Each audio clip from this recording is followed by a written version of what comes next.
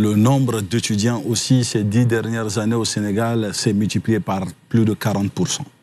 Donc, ce n'est pas une situation toute simple, avec toute la difficulté économique auxquelles les nouveaux dirigeants font face, mais aussi c'est l'effet d'une certaine démarche politique aussi qu'on ne peut pas exclure. C'est le Premier ministre Sonko, alors, en tout cas, patron de l'opposition dans tel que figure, hein, je le dis tel que figure, patron de l'opposition tel que figure, qui disait qu'il fallait tout faire pour ne pas gazer des jeunes dans la rue ou agir de la sorte vis-à-vis des jeunes. Donc c'est aussi cette impatience qui a été cultivée ou provoquée par le discours politique du PASTEF, qui se voulait fortement réformateur, mais qui est dans une philosophie tout aussi révolutionnaire, c'est-à-dire que changer le système ou changer carrément les acteurs.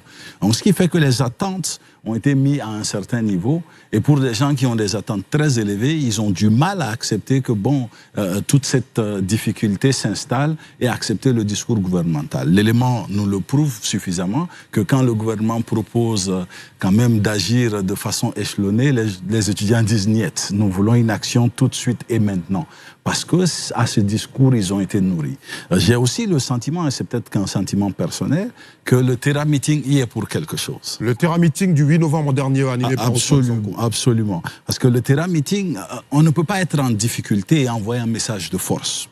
Celui qui est en difficulté brandit sa force, dit en effet, c'est comme les requins vont sentir le sang.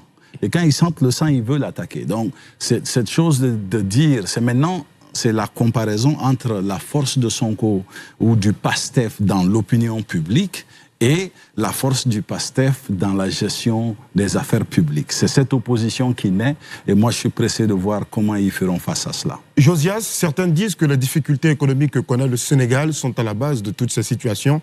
Est-ce que ça justifie? Alors, en partie oui, parce que lorsqu'on est dans un pays où il y a quelques troubles comme ceux-là, ça ne rassure pas certains acteurs investisseurs. La Côte d'Ivoire a été une preuve ou une démonstration pendant une période donnée dans son histoire, dans les années 90, où on a remarqué aussi les mouvements de jeunes. Donc oui, en partie, ça ne rassure pas certains investisseurs. Et voir les jeunes qui sont censés être, on va dire, le socle même, la fan base, comme on le dit généralement, de ce nouveau gouvernement, des nouveaux dirigeants être dans les rues, ça inquiète plus que si c'était d'autres personnes ou des opposants, par exemple. Donc voir ces jeunes-là être dehors, ça inquiète sous cet angle-là. Et ça peut être un élément explicatif des problèmes économiques que le dit pays connaît actuellement. Roland Kwaku, quelle est votre analyse de la situation? Alors, moi, je dis qu'il faut faire très attention parce que généralement, on dit que les étudiants, c'est un peu le baromètre de l'instabilité politique et économique dans un pays. Il y a un élément très symbolique, c'est que les étudiants ont fait ce qu'ils appellent les conseils de casserole.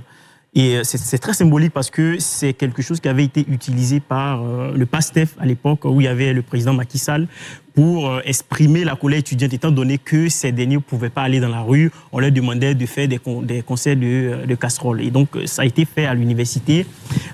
Je pense qu'aujourd'hui, le PASTEF est dans une situation qui est très compliquée parce qu'en même temps, comme je viens de le dire, sa fanbase qui a des attentes très fortes en termes de politique sociale notamment.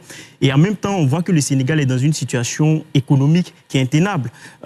Ce qui fait que finalement, ils sont obligés de se tourner vers une réaction qui, il faut le dire, était quand même un peu autoritaire parce que pour la première fois au Sénégal, c'était jamais arrivé apparemment, le recteur a autorisé l'armée à rentrer sur le campus universitaire, ce qui est quand même assez surprenant. On parle de franchise universitaire, c'est un espace qui doit être protégé. Aujourd'hui, je crois que le PASTEF qui a fait beaucoup de promesses se trouve au pied du mur.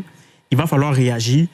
Ou sinon, on verra ce qui va arriver dans les mois à venir, notamment avec toutes les politiques qui doivent être mises en place pour solder la question de la dette. Je ne crois pas que ça soit aussi facile pour le gouvernement de Ousmane Sonko, mais encore une fois, il va falloir faire beaucoup attention parce qu'on parle des jeunes qui ont élu ce pouvoir-là et qui pourraient demain se retourner contre le même gouvernement, ce que je ne souhaite pas. Mais quand on voit à quel point la jeunesse sénégalaise a une capacité rapide à se mobiliser, je crois qu'il faut que le gouvernement prête attention. Et je voulais terminer en disant que c'est un peu dommage parce que dans tous les pays, à chaque fois qu'il y a des difficultés, on a l'impression que c'est les jeunes qui sont sacrifiés. On a déjà eu le cas, par exemple, dans d'autres pays où c'est très souvent les bourses étudiantes qui sont en couple là-dessus, ou parfois c'est les avantages qui sont liés aux étudiants qu'on essaie de rameuter. Donc, je crois qu'il faut faire très attention à cela et permettre à ce que ces étudiants-là, qui n'ont pas été payés pour certains depuis plus de 13 mois, puissent entrer en possession de leur dû. Très bien. Lamine. Oui, pourquoi cette situation? C'est une difficulté de gouvernance. Pourquoi on assiste à cette tension? Il y a clairement une difficulté de gouvernance parce que quand on n'est pas capable d'assurer des besoins, il y a forcément une réaction derrière. Donc il y a un contrat qui lie le gouvernement aux populations, spécifiquement à ces jeunes-là. Ils ont des aspirations que les pouvoirs publics doivent transformer en politique publique. Donc en initiative souvent qui est contrainte dans le temps. Donc si vous n'arrivez pas à répondre à ces différentes attentes, aspirations qui souvent, en matière de bourse, c'est souvent le seul mode de fonctionnement ou bien qui permet aux étudiants de pouvoir vivre, il y a un feedback. Et le feedback est très souvent négatif. Donc ça donne ce qu'on a donné là. Maintenant, pourquoi on arrive à ces difficultés de gouvernance dans ce domaine? Plusieurs réponses aussi. Premièrement, il y a un contexte général qui prévaut au Sénégal. Un contexte économique général difficile. On a vu Macky Sall dans les mois antérieurs voyager partout pour appeler des investisseurs. Donc il y a un contexte économique général qui est compliqué. Deuxième chose qui peut expliquer, c'est l'irresponsabilité au sommet de l'État. Lorsqu'au sommet de l'État, le chef de l'État et le chef du gouvernement se titillent sur des questions politiques politiciennes, il y a des questions de gouvernance de politique publique réelles qui vont souvent faire surface, surtout quand on vient dans un système de réforme, où on veut réformer. Pourtant, en matière de gouvernance, il est impossible, lorsqu'on accède au pouvoir, de réformer tout carrément. Donc, il y a ce qui relève du strict fonctionnement de l'administration. Donc, lorsque on n'est pas capable de pouvoir gérer des questions politiques politiciennes, il y a ces lacunes aussi de gouvernance en matière de sciences administratives, de gestion même simple de l'administration qui vont refaire surface. Maintenant, l'autre problématique, c'est est-ce que, avant même le gouvernement du président Bassirou Diomaye Faye, le Sénégal était déjà dans un processus structurel de gestion des bourses, à l'instar même des autres pays de l'Afrique de l'Ouest, c'est pas seulement au Sénégal.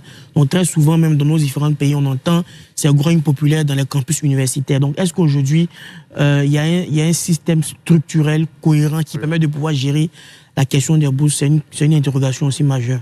Mohamed Nour Diarra-Souba, quelle est votre lecture de cette situation au Sénégal? Je pense déjà que ce n'est pas une belle image pour l'Afrique, de voir que les étudiants réclament leur bourse de cette manière-là.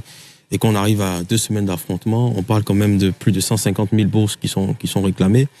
Il faut comprendre quelque chose, c'est que c'est le seul moyen de subsistance pour les étudiants.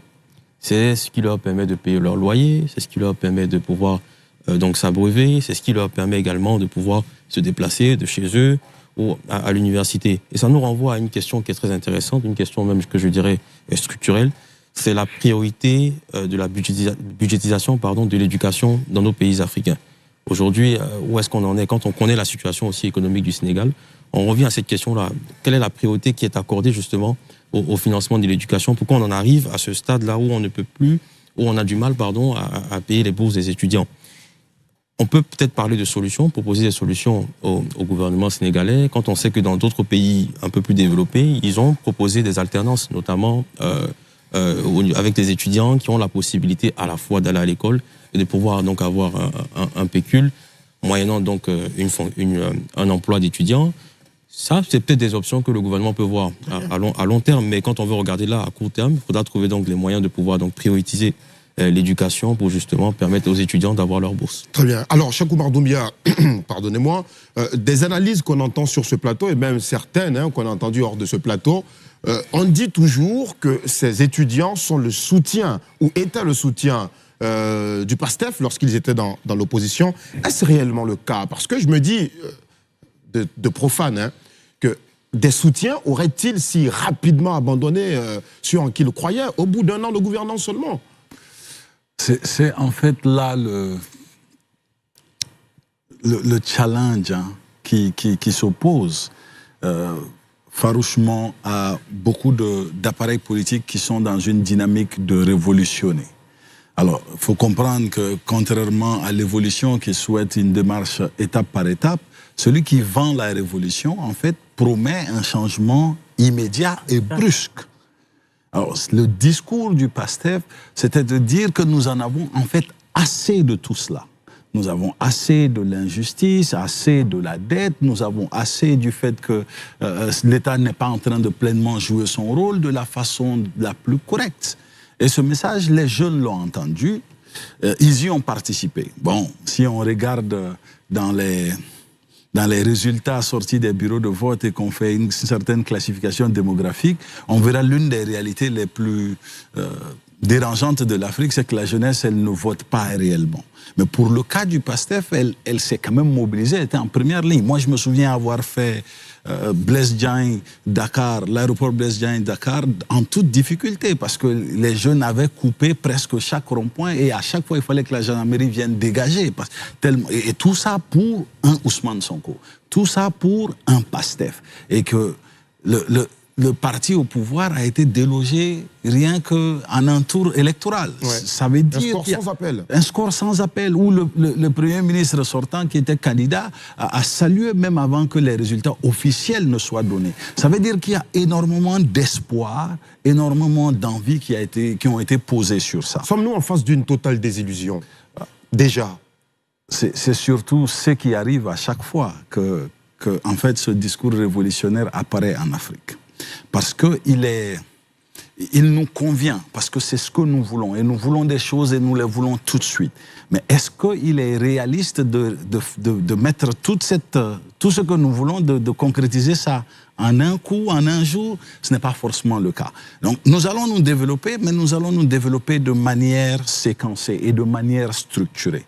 Et parfois, cette volonté de changement, là où elle peut être créer cette illusion, c'est lorsque réellement les ressources disponibles ne sont pas en adéquation avec les attentes exprimées. Et comment le dirigeant fait pour raisonner la population vis-à-vis d'une telle situation?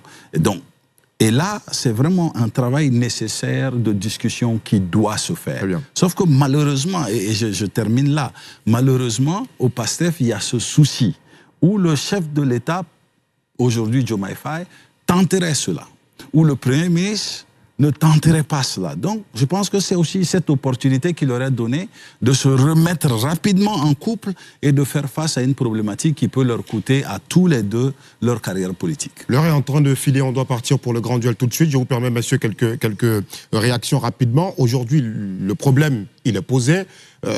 Quelles doivent être les réformes structurelles pour permettre rapidement de payer sa bourse et d'éviter surtout que pareille situation ne se reproduise? D'abord vous, Roland Kwaku. Alors, les réformes structurelles à mettre en place, je pense que très rapidement, d'abord, c'est la question budgétaire qu'il faut régler, c'est-à-dire qu'il faut avoir une forme de... bon, le gouvernement refuse pour l'instant de mettre en place le plan de restructuration du FMI, mais il va falloir créer des lignes budgétaires, je pense, adaptées aux situations sociales telles que la question des étudiants. Mais au Sénégal, il y a aussi une problématique qui est centrale, c'est la subvention sur les produits de première nécessité, donc le mil, le pain, etc. Je pense qu'aujourd'hui, le gouvernement doit mettre ça en priorité parce que, je termine là, aujourd'hui, cette colère étudiante, en réalité, ce n'est qu'une partie immergée d'une colère qui est latente depuis que le PASTEF est arrivé au pouvoir. Cette jeunesse-là qui, comme Cheikh Oumar le disait, reproche justement au gouvernement en place de ne pas aller vite par rapport à ses promesses initiales. Donc, pour arriver à bout de cette colère, je pense qu'il faut réorienter certaines lignes budgétaires pour appuyer cette question sociale parce qu'elle a été au cœur, en fait, de la stratégie du PASTEF. Qu'est-ce qu'il faut faire, Josias Sassoon? Alors moi, je pense qu'au-delà de payer, il faut aussi avoir une discussion de fond. Il faudrait qu'aujourd'hui, les leaders puissent dire aux populations, surtout aux jeunes, que nous n'étions pas à la gestion et nous avons pensé ceci, cela. Mais aujourd'hui, en toute humilité, mais aujourd'hui, nous remarquons que les réalités nous imposent ceci, cela. Il faudrait qu'on parte petit à petit pour pouvoir atteindre l'objectif. Il faudrait qu'il y ait une véritable discussion entre les dirigeants sénégalais et les étudiants. Parce que même désireux de payer la rémunération, du moins, les bourses ne vont pas revenir en même temps. Ce sera petit à petit. Mais pendant tout ce temps, il faudra discuter, expliquer tout ce qui se passe réellement à ce niveau-là.